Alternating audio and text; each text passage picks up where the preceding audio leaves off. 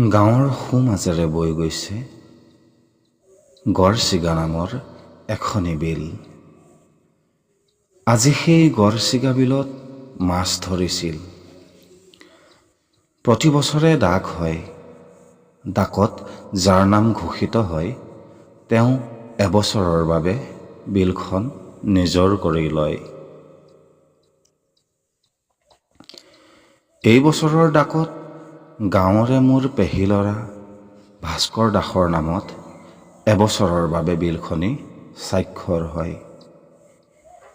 সেই গড়চিগা বিলতে আজি মাছ ধৰিছিল। তৃপ্তিৰে এসাঁজ খাম বুলি বিললৈ গৈছিলোঁ। মাছবোৰ এনেদৰে কমনিয়াই থকা দেখি ৰ'বই নোৱাৰিলোঁ। আপোনালোকক দেখাম বুলি ভিডিঅ' কৰাতে লাগি গ'লোঁ। পিছে আগৰ দৰে মাছহে দেখা নাপালোঁ।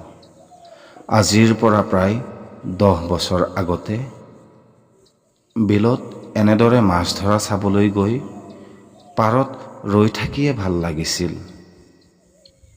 বিভিন্ন ধৰণৰ মাছেৰে জাল টানিবই নোৱাৰিছিল। পিছে এতিয়া আৰু সেই ভোগৰ দিন নাই।